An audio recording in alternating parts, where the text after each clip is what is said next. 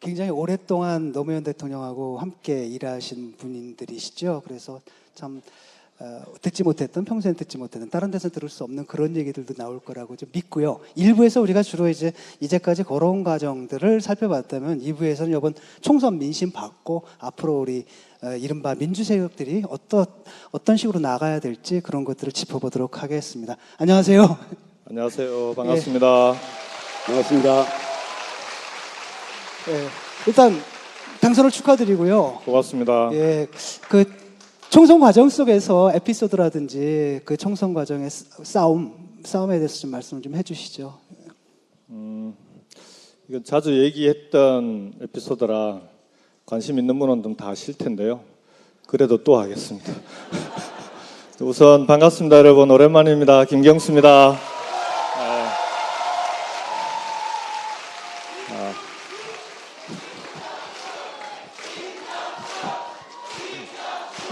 이 정도 아시죠?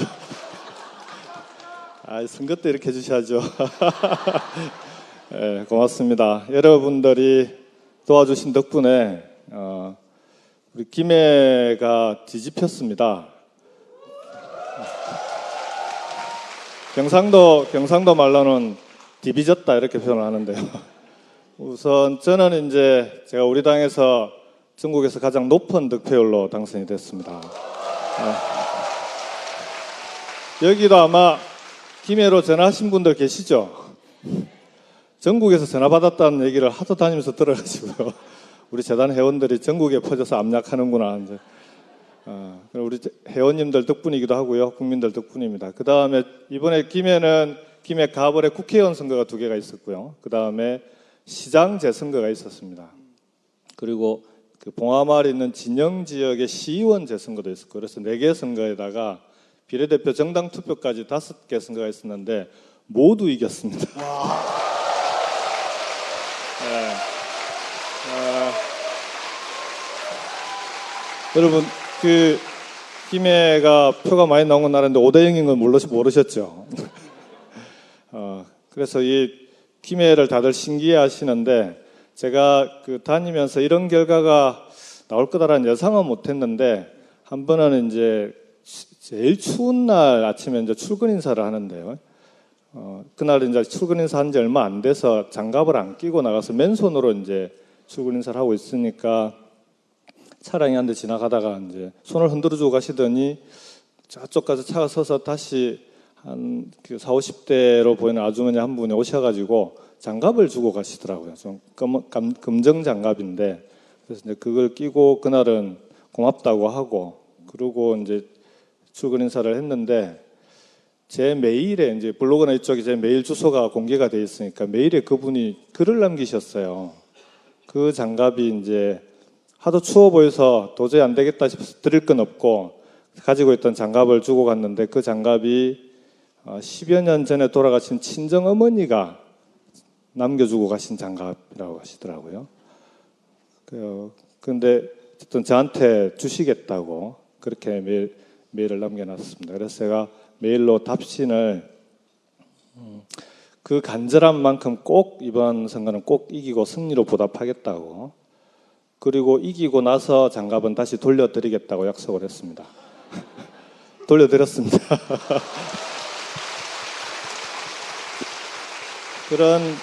그런 분들의 저보다도 더 간절한 분들이 많더라고요. 이번에 반드시 김해만큼은 꼭 지켜야 되겠다라고 하는 그런 간절한 마음들이 모여서 우리 김해 선거 결과를 만들어낸 것 같습니다. 김해뿐만 아니고 부산, 경남의 선거 결과가 그렇게 해서 만들어진 거 아닌가 싶습니다. 다시 한번 전화 주신 분들한테는 특별히 감사를 드리고요. 여기 계신 모든 분들께 감사드립니다. 예, 우리 그 정의당의 천호선 전 대표께서는 좀 다른 선거운동을 하셨죠. 그 선거운동 저희가 되게 힘든 싸움을 하지 않았습니까? 그래서 그 과정 좀 설명을 좀 해주시죠. 어땠는지. 글쎄요. 먼저 저는 오늘 굉장히 기쁜데요. 2가지가 기쁜 게 하나는 여러분들이 잘 아실지 모르겠지만 이제 부속실장과 연설기획비서관을 했습니다. 청와대 때. 저는 의전비서관과 대변인을 했습니다. 이 둘은요 굉장히 호흡을 잘 맞춰야 돼요. 여러분들이 잘 느끼셨을지 모르지만 저랑 퇴임 이후 우리가 아까 기록을 잘했다고 했는데 기록 때문에 사고가 터졌던 그 일대까지 저희 둘이서 호흡을 맞춰왔던 그런 굉장히 막역한 사회입니다. 그런 김경수가 당선됐다는 것, 그 자체가 너무 기쁘고요. 예. 두 번째는 이런 행사에서 3명이 있는데 2명이 정의당원인 경우가 별로 없었습니다. 오늘 너무 그게 기쁩니다.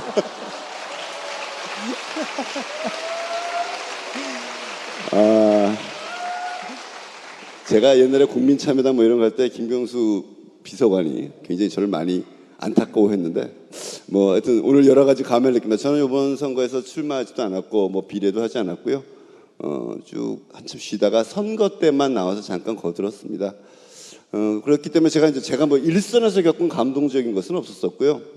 정의당 얘기를 하자는 것은 오늘 중요한 건 아니니까. 근데 저는 이번 선거에서 그래도 제일 인상적이었던 게 뭐냐면요. 우리 김무성 대표의 영도다리 사진이었습니다. 기억하세요? 바람 날리면서. 근데 저는 굉장히 놀란 게 이번 선거에서 제일 큰 사건이 역시 옥새 파동이었다고 보는데 깜짝 놀란 게 여러분들 혹시 그 새누리당 광고 보셨어요? 무성이 옥새 들고 나르샤. 보셨어요? 못 보셨나? 배재정 의원님은 부산인데도 못 보셨구나. 거기 보면 굉장히 취약점인데 이걸 반전시키겠다는 뭐 조동 뭐 침대는 가구다 그분이 아마 기획을 하셨을 거예요. 그래서 그 김무성 대표가 막 마포대교를 뛰면 원희철 옥새 들고 뛰는 거죠. 그러니까 원희철 원내대표가 옥새 들고 막 뛰더라고요. 처음엔 충격을 받았어요. 자기 당의 이 약점을 강점으로 바꾸는구나라고 생각하면서 겁이 덜컥 났었습니다. 사실은 무섭다. 그런데 그래도 그렇지 진짜 니들 겁 없다. 그러더니 그 결과가 결국엔 4월 13일에 나타났다는 것에 대해서 역시 우리는 민심을 믿어야 된다 이런 생각을 하게 됐었습니다. 예. 아니 근데요. 그러니까 토크가 이제 1부, 2부인데 1부는 여성 토크, 2부는 남성 토크. 그다음에 1부는 다 더불어민주당, 2부는 정의당이 두 분이시고. 예. 우리 그 천호선 전 대표께서 정의당이 원래 지지율 1%로 나왔거든요. 이걸 무려 400% 성장시키고요. 4%까지 만드셨고. 이거는 좀 정확하지 않고요. 제가 정의당 대표를 맡았을 때 1%에서 시작했는데 제가 그만둘 때 4% 내지 5% 나왔습니다. 그다음에 제가 그만둘 때 4% 5%였는데 이번에 7점 몇 프로 나왔잖아요. 심상정 대표도 2배는 못 올렸는데 제가 항상 주장하는 거지만 대한민국 역사상 당대표가 임기 동안 지지율을 4배를 올린 그런 정당 대표는 없었다 저는 그렇게 생각합니다. 예. 우리 천호선 선배하고 저하고 이제 막역한 사이라고 소개를 하셨는데 한 가지 더 그 인연을 덧붙이면 청와대 그만두고 나올 때 우리 이제 대변인 마지막 대변인을 하셨잖아요. 대변인 하시는 동안에 팬카페가 생겼어요. 그래서 참 부러워라 하고 있었더니 제가 마치고 나왔는데 천호선 대변인의 팬카페 회원께서 안쓰러웠는지 제 팬카페를 하나 만들어주세요. 아니 이것도 사실 정확하게 얘기하겠습니다. 제 팬카페가 생겼어요. 그 팬카페 이름이요. 쑥스럽지만 말씀드립니다. 당시 나중에 바꿨습니다. 제가 바꿨으면 좋겠는데 얘기를 못했어요. 차마 8개월 동안 청와대 나서 바뀌었는데 처음에는 미중년 완소남이었습니다.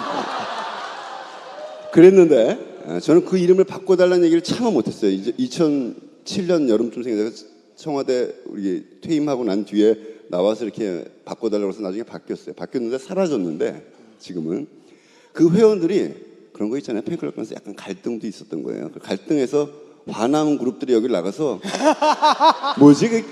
무슨 사람? 뭐? 미소천사.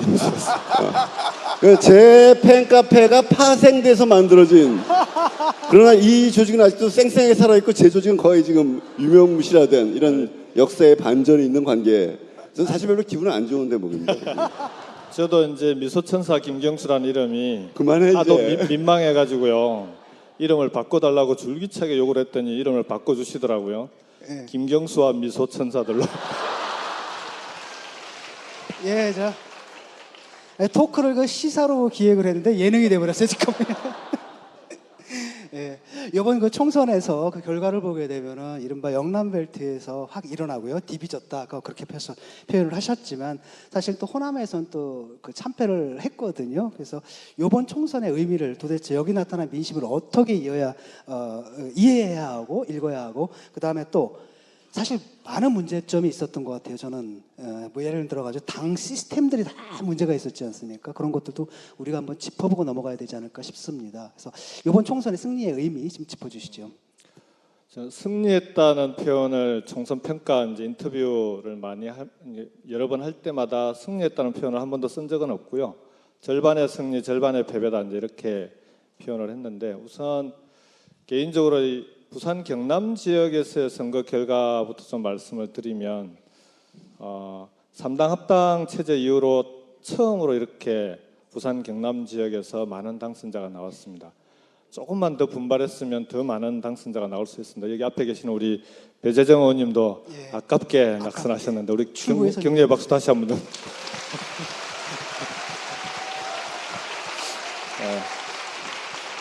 21대는 꼭 돌아오실 거라고 확신합니다. 그 3당 합당 체제가 90년에 들어섰잖아요. 김영삼 대통령의 3당 합당이. 근데 이 3당 합당으로 인해서 그 전에 야도였습니다. 부산 경남이 또 민주주의의 보루 같은 역할을 했었고요. 3.15 어구도 있었고 부마 민주항쟁도 있었고 그랬는데 그게 한순간에 그냥 완전히 그 그러니까 일당이 지배하는 그런 지역이 돼버렸는데 그렇게들 얘기를 했습니다. 한 세대가 걸릴 거라고 이게 극복이 되려면 올해가 26년째입니다.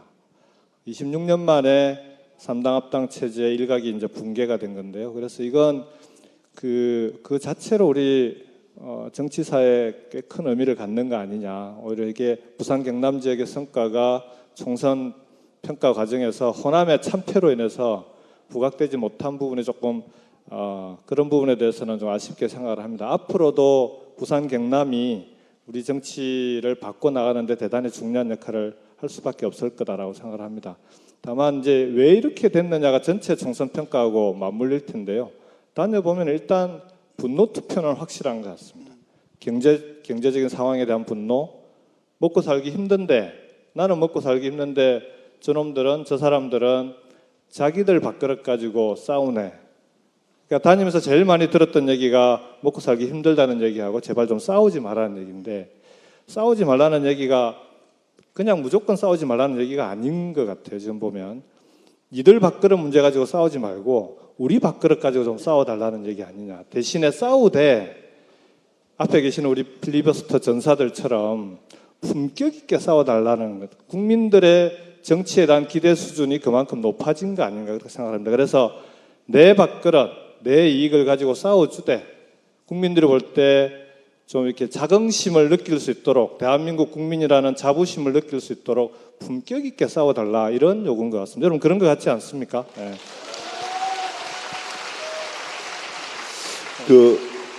옛날에 갈 때는 부산 경남 그랬는데 오늘 보니까 부산 갱남 이렇게 고향이 많이 때문에 바뀌었어요. 저는 이 마이크 조금 상태가 좀 울리긴 하네요. 그런 생각이 들었습니다. 오늘 원래 이 2부의 주제가요. 저희가 받은 큐시트에 하면 깨어있는 시민 무엇을 할 것인가 뭐 되게 그런 제목을 갖고 있기 때문에 저는 저희 정의당은 기본만 했다고 생각합니다. 굉장히 안 좋은 구도 속에서 나름대로 최선을 다했는데 그래도 너희들 앞으로 더 한번 지켜보겠어 뭐 이런 거기 때문에 제가 정의당 얘기하려고 하는 건 아니고 부산 경남 지역에서의 성과라는 것이 굉장히 큰 의미를 갖는다. 야권 전체에서 정말 큰 의미를 갖는데 좀 하나 걱정되는 건 전 이번 선거에 대해서는 비판적 우리가 앞으로 하게 될 과제와 관련돼서 얘기하면 정당이 사라진 선거, 정당이 무너진 선거 아니었느냐. 공천 파동에서 정말 저급한 모습을 보여줬고요. 사실은 더 심각한 건 여러분은 이번 선거에서 저 똑같은 질문 여기저기 다니면 하는데 어저께 썰져 보니까 김광진 의원이 김구라 씨한테 묻던데 이번 총선에서 여러분들 기억난 어느 당 공약이든 기억나는 공약이 있으세요? 특히 큰 3당의 공약? 제가 경험한 선거 중에서 가장 정책과 공약이 없어진 선거. 좀 더 정확하게 하면 정체성이 흐트러진 선거. 새누리 청와대 거의 하청 수준이었고요. 더불어민주당도 제가 좀 비판적으로 얘기를 할게요. 뭐 저랑 가장 가까운 정당이고 저도 몸담았던 정당이지만 서로 여야 간의 지도자가 왔다 갔다 하고 대표도 꼬오고 후보들도 꼬오고 정말 많은 거 혁신도 외주를 줘서 하고 저는 그런 것들이 많이 흐트러졌다. 그래서 저게 나랑 가까운 정당이지. 국민의당에 대해서는 여기는 뭐 아주 좋아하는 분들이 많지는 않을 것 같은데 제가 JTBC에 나가가지고 그 선거 막판에 손석희 씨가 물어보길래 이거 정체불명당이다. 정체가 불명하다 그랬더니 너무 심한 얘기 아니냐고 손석희 씨가 오히려 다루고 그러는데 저는 그게요. 무슨 욕을 하는 게 아니라 정체성이 굉장히 중요한데 정당이라는 게 그런 거 아닙니까? 수없이 많은 후보들 중에 누가 누군지 다 잘 모르겠어요. 다만 나랑 가장 가까운 정치적 생각을 가진 정당이 보증하고 내세우는 후보를 뽑는 겁니다. 근데 정당이 더불어민주당을 지지하던 사람들이 내가 옛날에 더불어민주당 지지하던 그 정당 맞아? 국민의당은 여당이야 야당이야 보수야 중도야 개혁이야. 이런 것들이 헷갈리게 되면 저는 정당 민주주의가 무너진다고 생각합니다. 노무현 대통령이 이런 얘기 하셨었잖아요. 민주 역사의 최고의 발명품은 민주주의다. 이런 얘기 하셨습니다. 저는 거기다 감히 더 붙이면요. 민주주의 최고의 발명품은 정당이다. 이렇게 생각하는데 그 정당 자체가 흐트러 그런 면에서 이번 선거는 야권이 이기긴 했지만 정치적인 발전이 있었던 선거이냐? 그것은 우리가 굉장히 비판적으로 봐야 한다. 이런 문제의식을 좀 갖게 됐습니다. 좀 길었습니다. 죄송합니다. 예. 평가 중에 이제 호남 참패에 대한 얘기가 조금 빠졌는데요. 이번에 이제 우리 당 국회의원 당선자들이 호남에 가서 광주에 가서 1박 2일로 이제 당선자 워크숍을 하고 왔습니다. 그 둘째 날 아침에 이제 초선들 몇 명이 우리 호텔에서 밥 먹지 말고 시장에 가서 밥 먹으면서 얘기 좀 듣고 오자고 그렇게 해서 이제 그 김대중 컨벤션 센터에서 가까운 시장 두 군데 나눠서 이제 밥을 먹었는데 저는 양동시장이라는 데를 갔습니다. 또 오고 가면서 택시 안에서 택시 기사님께 한번 우리가 이런 사람들인데 왜 그렇게 우리 당 의원들 다 떨어뜨리셨어요? 여쭤봤어요. 그랬더니 떨어질만 하지 아니요? 뭐 이런 거. 그러니까 피부로 일단 민주당은 자기들 지지하기 어려웠다는 얘기를 쉽게 그렇게 하시더라고요. 그래서 어떻게 하면 되겠습니까? 그랬더니 한참을 운전만 하고 가시다가 내리기 조금 전에 이제 내년에는 이길 수 있는겨? 하고 묻더라고요. 저는 그게 강주 또 호남 지역에 계신 분들의 민심에 바닥에 깔려있는 정서 아니겠냐. 그러니까 민주당은 무능하고 오만하다는 얘기를 참 많이 하더라고요. 지금까지 보아온 민주당은 무능해 보이고 거기다가 오만해 보이더라. 그건 이제 특히 호남 지역의 기존의 정치인들을 보고 얘기했을 텐데 그 정치인에 대한 게 아니라 정치 전반에 대해서 그리고 민주당이란 정당에 대해서 자기들이 기대하고 신뢰했던 그 정당이기 때문에 더 큰 실망이 있었던 것 같습니다. 그게 이번 선거 결과로 나타났던 것 같고요. 다만 그럼에도 불구하고 버리지는 않은 것 같습니다. 정치에 대한 기대도 버리지 않은 것 같고요. 아까 방금 전호선 대표님 말씀하신 대로 정당에 대한 기대도 버리지는 않은 것 같습니다. 그래서 저는 작은 희망을 그 택시 기사님 말씀에서 좀 보고 왔다 이렇게 말씀드릴 수 있을 것 같은데 지금부터 잘해야 될 것 같습니다. 저희들이 특히 20대 국회가 19대 국회까지 정말 이 19대 국회의원들 보면 몇 면이 얼마나 훌륭하십니까? 그럼에도 불구하고 청와대가 불통으로 나오는 이상은 국회가 할 수 있는 일이 별로 없습니다. 욕먹는 정치를 할 수밖에 없는데 이번 20대 국회는 중간에 대선이 있으니까요. 대선을 통해서 정치가 바뀔 수 있다라고 하는 걸 확실하게 보여줄 수 있는 그런 정치가 꼭 될 수 있도록 최선을 다하겠습니다. 네. 예. 사실 이번 총선 과정 속에서 정당이 정상적으로 기능한 건 정의당밖에 없었던 것 같아요. 그걸 뭐 꼭 공천이라든지. 직접적으로 얘기를 안 해도 다 왜냐하면 이렇게 만들어가지고 정의당 자랑하려는 게 아니라 지금 생각해 보세요. 큰 정당 3개가 있잖아요. 이 성당을 이끄는 분들이 좀 정상적인 과정으로 민주적으로 선출된 사람들이 아니에요. 아니 어떻게 이런 일이 있을 수 있어? 한 당에서 그럴 수는 있다 쳐. 유고가 생길 수 있는데 어떻게 3당 모두 셀프 되든지 아니 뭐 비대위든지 뭐 어디서 데리고 온 분이 이건 좀 뭔가 좀 문제가 있지 않나. 특히 이제 민주당에서 그 전에는 새정년이었죠. 새정년에서 뭐 저는 제가 볼 때는 뭐 이거 지고 선거 지고 이건 있을 수 있는데 문제는 뭐냐면 이거 리더십이 없는 것 같아요. 리더십이 없고 이건 뭔지 그냥 막 흔들어 대고 막 이러니까 이제 문제인 것 같은데 요번 바뀌지 않았습니까? 이제 의원들 구성도 좀 바뀌었는데 이 문제는 어떻게 해결할 건지 그걸 좀 묻고 싶어요. 이거 또 싸우는 거 아닙니까? 무슨 뭐 개파 뭐 이런 거 가지고. 예. 그러니까 정의당 2대 두 분에 이게 민주당 한 명이가 그걸 떠나서 저는 이제 우리 진중권 선배님 문제 제기에 동의하는데 우리 정치가 오죽하면 이런 상황이 됐을까는 질문으로 답변을 대신하고 싶은데요. 지역 다니면서 정말 그러니까 많이 들었던 얘기 중에 하나가 여의도 폭파하고 싶다는 얘기를 서슴없이 하시는 분들이 특히 또 경상도라 더 이제 경상도라고 합니다. 그만큼 정치가 불신을 넘어서 혐오에까지 이런 지금과 같은 상황을 이런 정치의 위기, 이게 정치의 위기인 거죠. 민주주의의 위기이기도 하고 이런 위기 국면을 어떻게든 넘어서야 되는데 기존의 정당으로서는 극복하기 어려운 위기가 아니었나. 그래서 정당이 비상한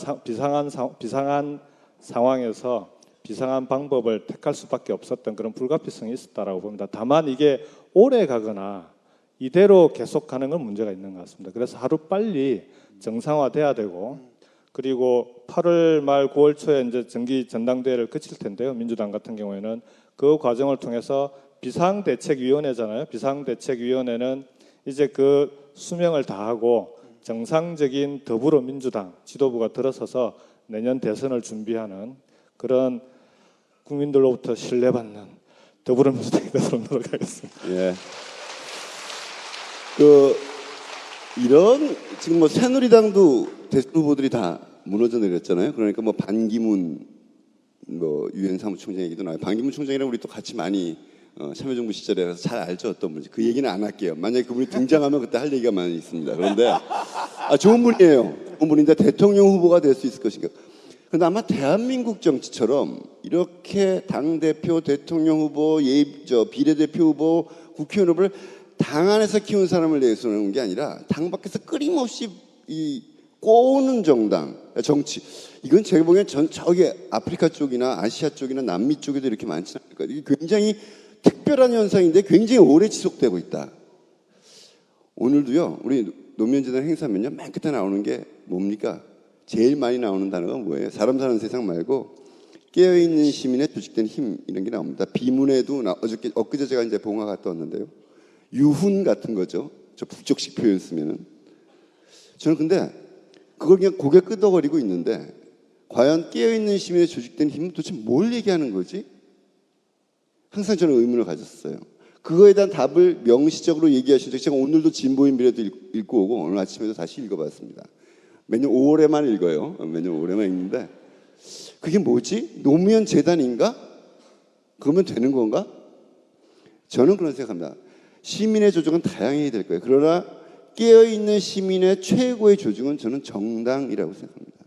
그래서 제가 오늘 사실 여러분께 오늘 나오면 무슨 말씀을 드려야 될까?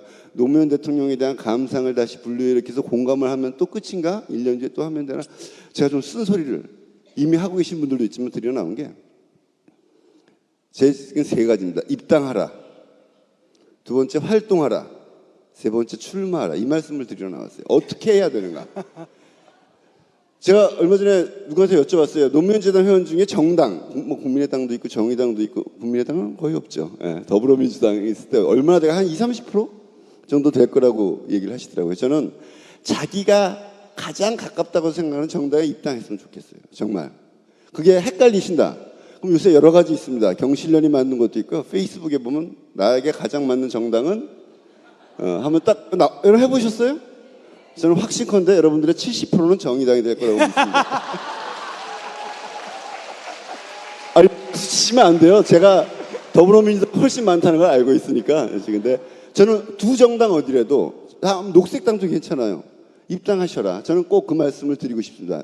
작년 말에 10만이 들어왔어요. 더불어민주당이 지금 당원이 몇 명 되는지 혹시 아세요? 더불어민주당 당원 수를 더불어민주당 당선자도 아마 모르실 수 있을 거예요. 20만이죠. 아 모르잖아. 다 지금 자신이 없는 표정이. 아니. 아무튼 10만 명이 들어왔는데 20만 명입니다. 예, 20만이 훨씬 더 될 거예요. 제가 알기로는 공식적으로 주장할 때 200만 얘기도 있었었고요. 권리당원 수는 20만 명이 저희 맞습니다. 정의당원은 3만 5천밖에 안 돼요. 굉장히 조그맣죠. 근데 제가 드리면 어느 당이든 하물며 안 되면 페이스북에서 가장 가까운 정당을 눌러서라도 입당하시라라는 걸 제가 10만 명이 들어왔는데 그 10만 명이 제대로 목소리를 내고 입당을 하고 움직였으면 저렇게 막 할 수 있었을까? 저는 그렇게 생각하지 않습니다. 두 번째는 활동하시라는 겁니다. 인터넷에 들어가서 내가 좋아하는 후보에 대해서 표만 찍지 말고 지역에서 지역위원회에서 활동해야 됩니다. 거기 선배 당원들과 함께 일상적으로 지역 유권자들을 만나는 일 하셔야 된다. 저는 그렇게 생각합니다. 세 번째는 출마해라. 이게 제일 덜컹하죠.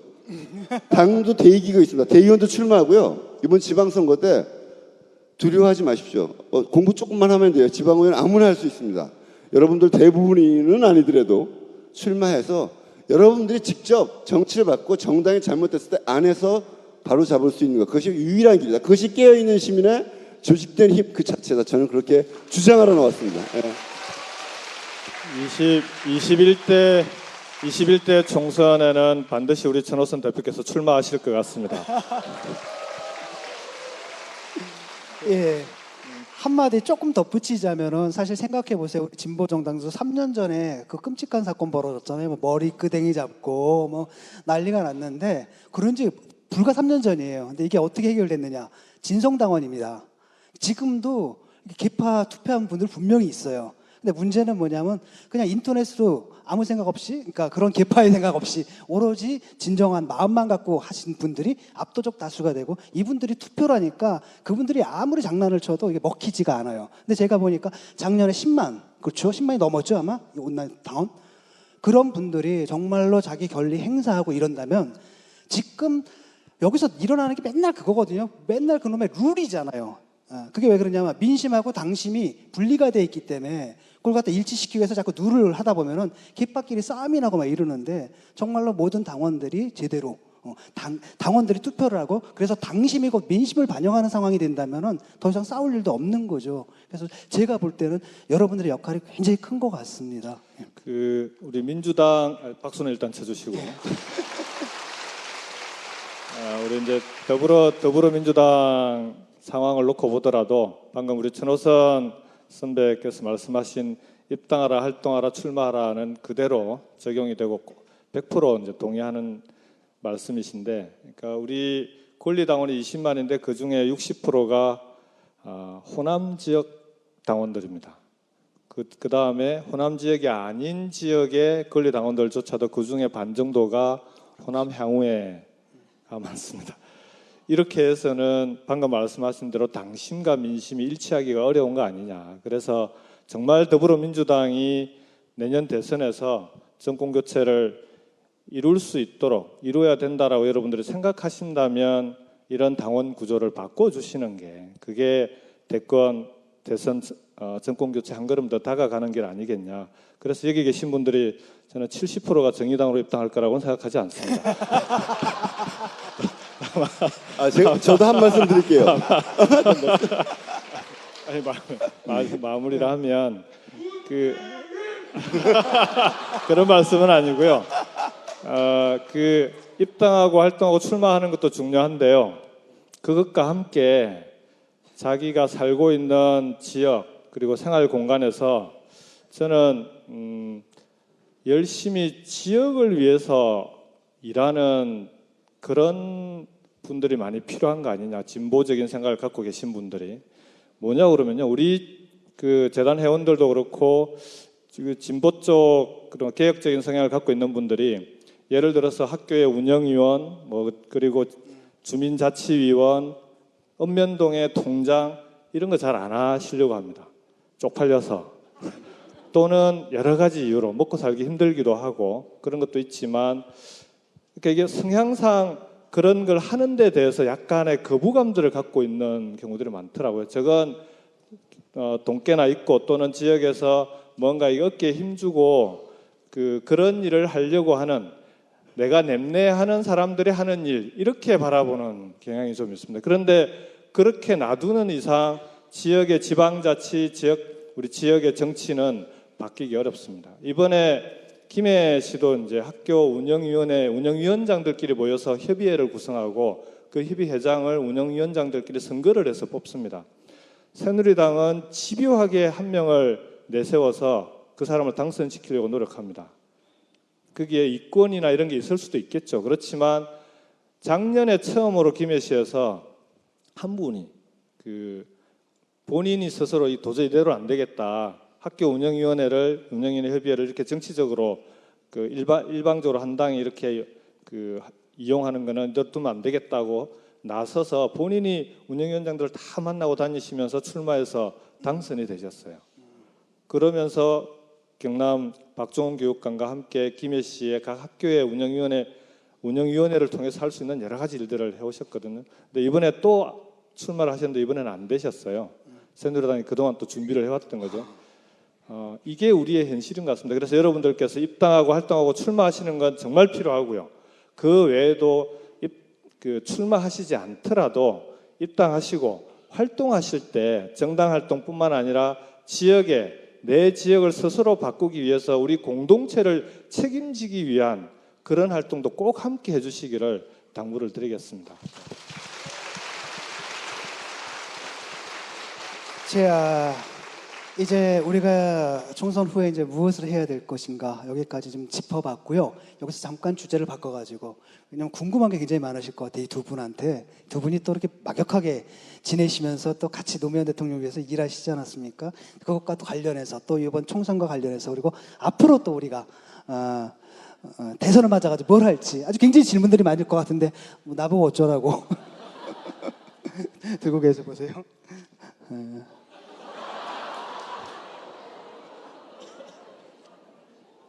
예, 먼저 천호선 전 대표님께 정의당을 응원하는 시민으로서 정의당을 좀 더 힘있는 정당이 되도록 가장 노력하는 길은 무엇일까요? 예. 여기 지금 정의당 의원들, 정의당 당원들도 와 계시죠? 예, 저기 많습니다. 손 좀 많은 척 한번 해보세요. 예. 예. 제가 이제 자꾸 정의당 얘기하니까 그런데요. 더불어민주당에 대한 애정이 저는 굉장히 깊은 사람입니다. 거기서 20년 했고요. 그러다가 그게 마음에 안 들어서 노무현 대통령도 제 3당을 하셨던 시절이 여러 번 있었습니다. 기억하실지 모르겠지만 같이 했었던 것이고 저는 친구 정당이라고 생각합니다. 정의당과 더불어민주당이. 그래서 이제 더불어민주당이 잘 됐으면 좋겠다. 아까 말씀하셨던 그런 구조.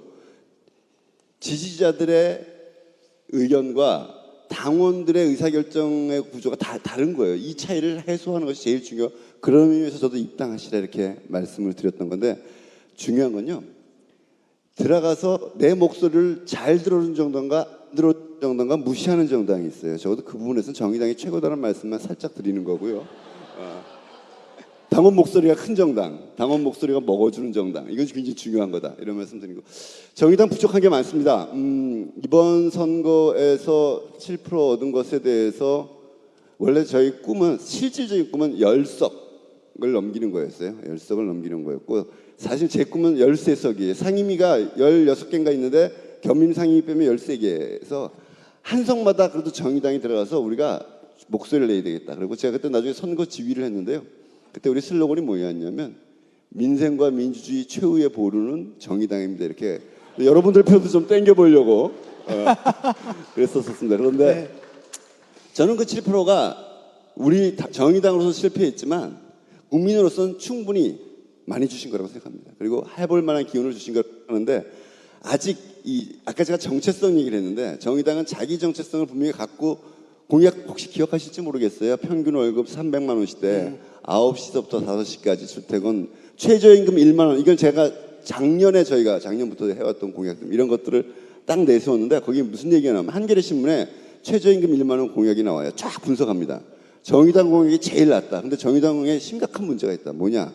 의석수가 적어서 이걸 실현할 수 있겠느냐라는 게 그걸 평가라고 하시는지 모르겠지만 저희 노력하겠습니다. 뭐 방법론을 말씀드릴 것은 아니고요. 정의당 굉장히 부족한 게 많고 후보를 이번에 53명밖에 못 냈어요. 왜냐하면 우리 당은요. 중앙당이 지역에서 뛰는 후보를 지원해 줄 돈도 별로 없고요. 평균적으로 다른 정당보다 가난합니다. 후보들이.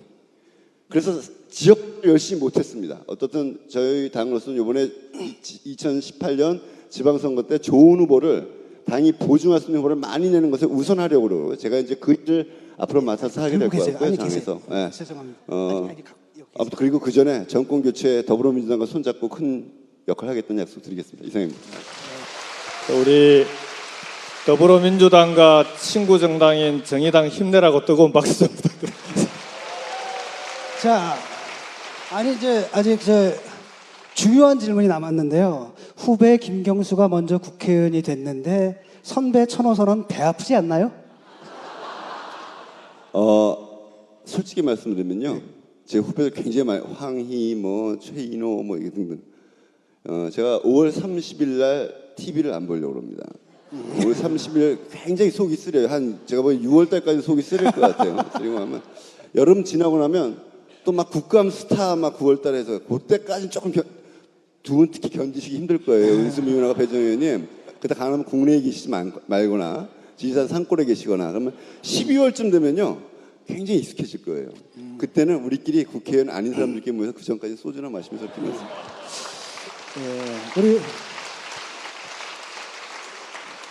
우리 저기 젊은 세대 분들은 참 그 정치인에 대한 관심이 다면적이에요. 그래가지고 김경수 의원님 혹시 당선에 본인의 외모가 큰 역할을 했다고 생각하시나요?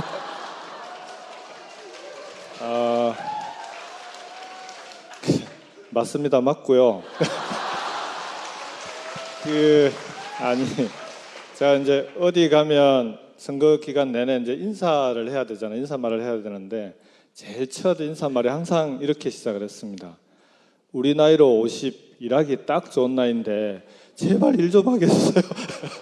이렇게 항상 인사를 했습니다. 그러니까 이제 그 외모를 떠나서 이게 어려 보이니까 이게 특히 경상도 어르신들 같은 경우에는 정치 또는 뭐 그 국회의원, 그다음 지난번 지방선거 때는 도지사 뭐 약간 경륜도 있어야 되고 연륜도 있어야 된다고 생각하시는 분들이 많아서 특히 경로당이나 어르신들 인사드리러 가면 꼭 이 인사를 했었습니다. 그래서 이것도 깔때기인가요? 근데 예. 그래서 외모는 제가 홍보 공보물에 사진을 아주 근사한 사진으로 썼던 게 큰 역할을 한 것 같습니다.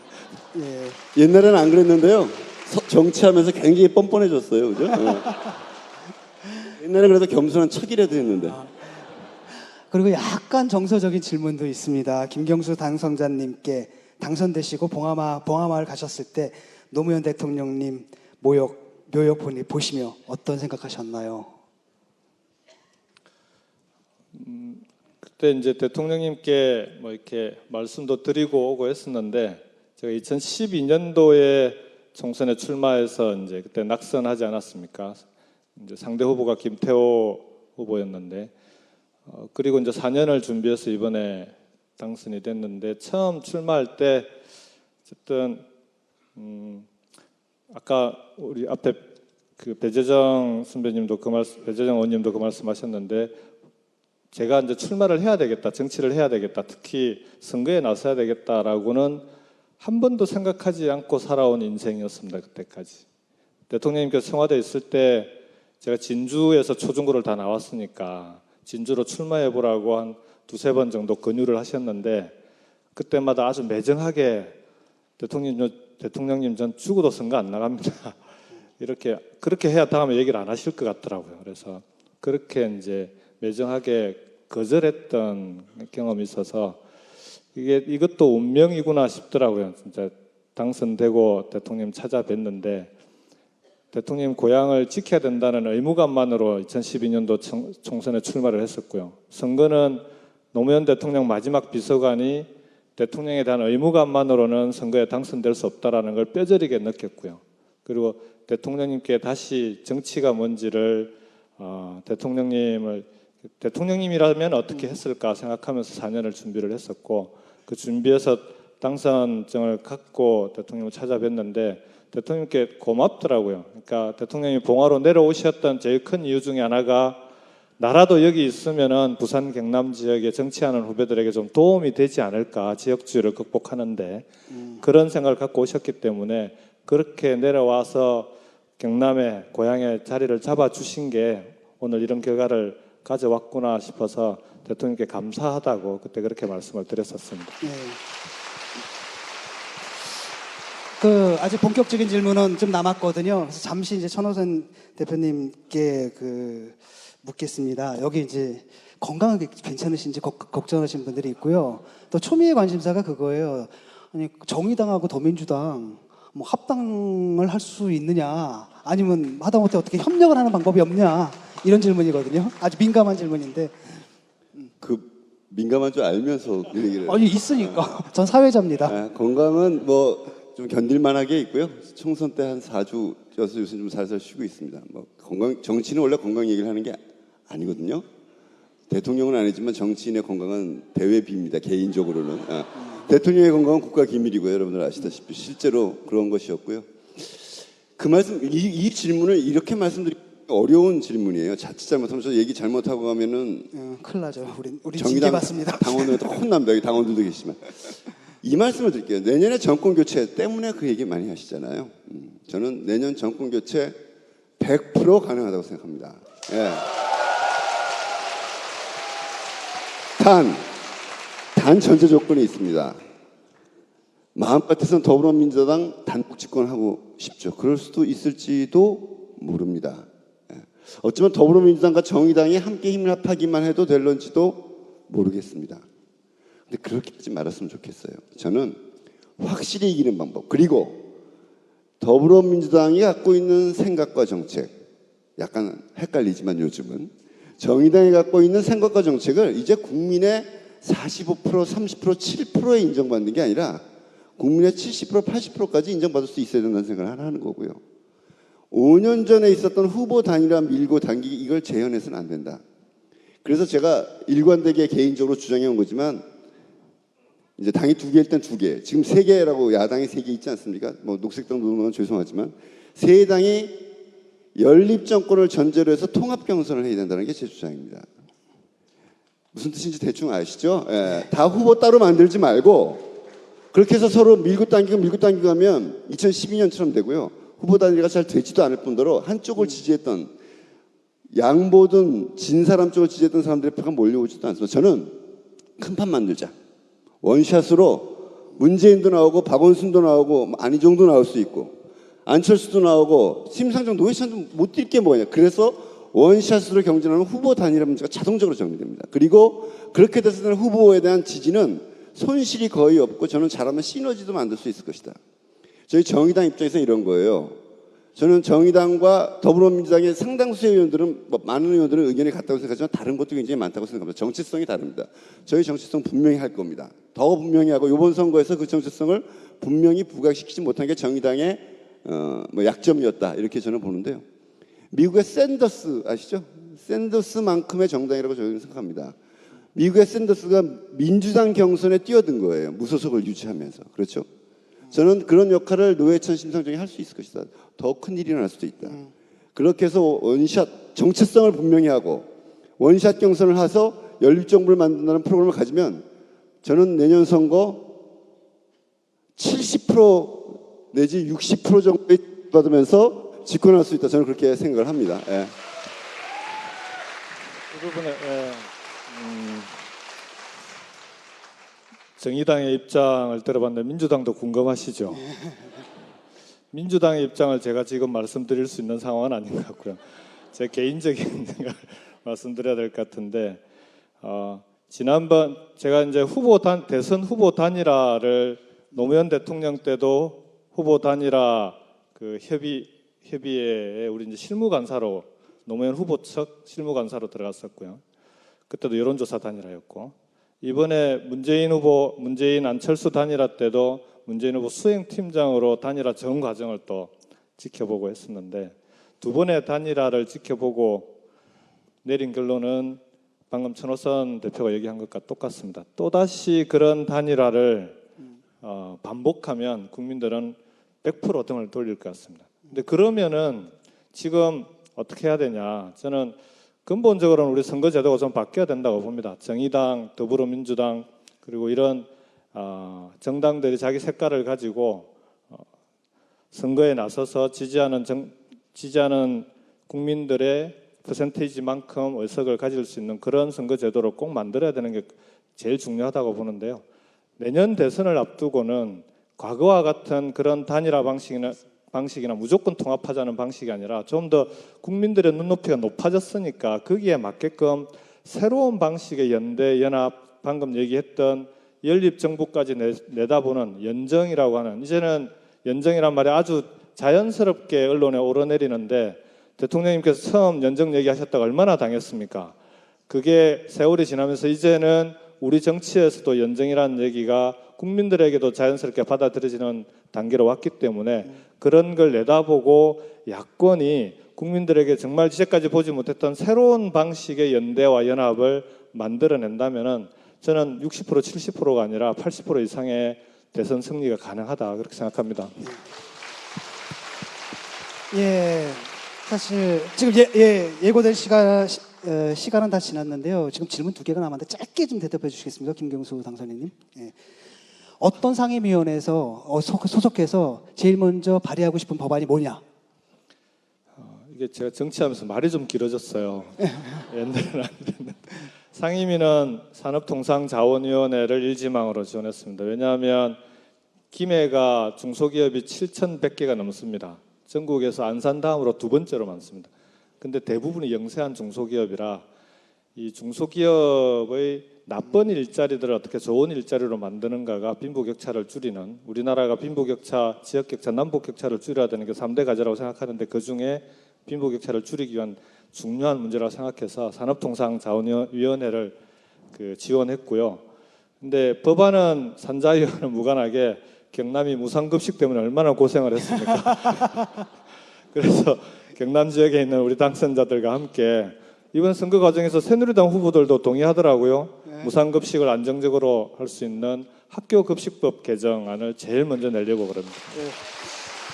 예, 그리고 마지막으로 아주 민감한 질문이 하나 남았습니다. 정권 교체를 위해서 차기 더불어민주당의 당대표는 누가 적합하다고 생각하십니까?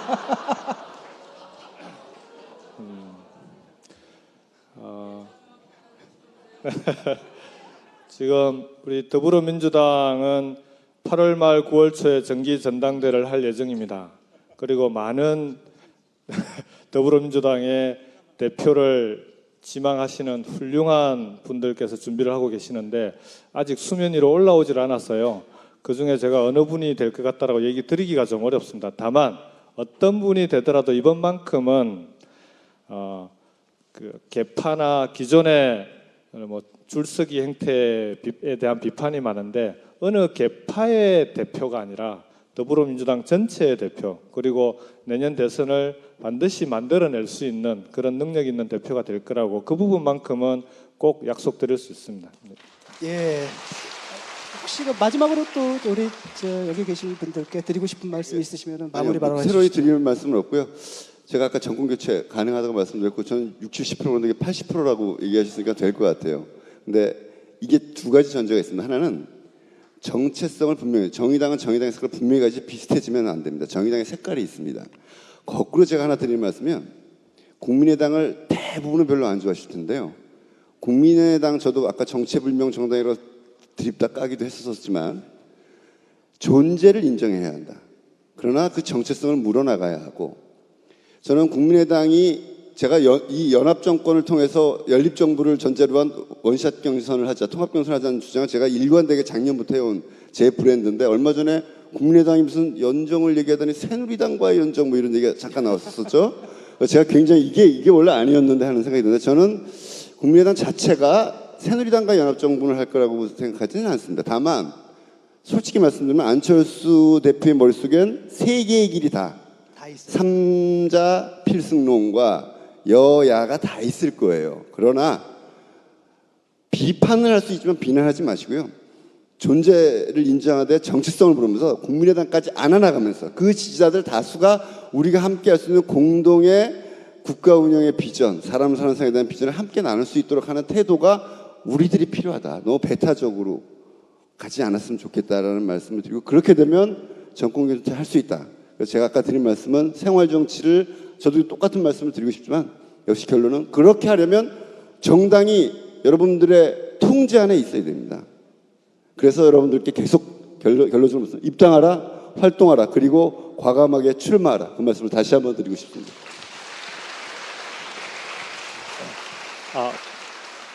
마무리인가요? 예.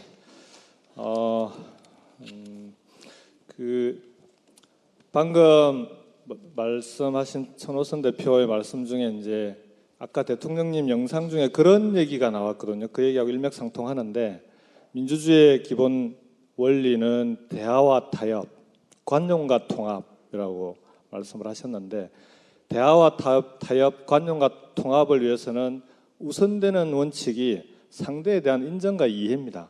상대방을 인정하고 이해하려고 노력하지 않으면 절대 대화와 타협이 불가능합니다. 그게 지금의 청와대의 모습이거든요. 그래서 우리 정치가, 우리 민주주의가 발전하려면 우리 재단 회원들께도 꼭 부탁드리고 싶은 게, 새누리당 당원이라 하더라도 대한민국 국민입니다. 인정하고 그 사람들이 왜 새누리당 당원이 됐는지, 새누리당을 위해서 일하는지를 이해하려고 한 번은 생각해 주셔야 될 것 같아요. 그냥 나하고 다른 사람, 틀린 사람으로 생각해버리는 순간 우리가 소수로 전락할 수밖에 없습니다. 그래서 우리 정치가 발전할 수 있도록, 그리고 우리 재단 회원들께서 내년 대선 정권 교체를 통해서 대통령이 꿈꾸던 그런 사람 사는 세상을 만드는데 주역이 될 수 있으려면 여러분들께서도 스스로 대통령이 말씀하셨던 상대를 인정하고 이해하려고 노력하고, 그래서 대화와 타협을 통해서 관용과 통합이 이루어지는 대한민국을 만들 수 있도록 스스로 노력해 주실 것을 꼭 당부드리겠습니다. 싸우지 마시고요. 싸우지 말라는데 열심히 노력하고 그분들과 대화와 타협하다 보면, 대화하고 토론하다 보면은 우리가 뭘 해야 되는지, 우리가 어디로 가야 되는지가 분명히 나올 겁니다. 함께 꼭 정권 교체 만들고 사람 사는 세상 만들었으면 좋겠습니다. 고맙습니다. 예. 이것으로 깨어있는 시민 행동하는 양심 토크쇼 2부 마치겠습니다. 이제까지 김경수 당선인 그리고 천호선 전 대표였습니다. 저는 진중권이었습니다. 감사합니다.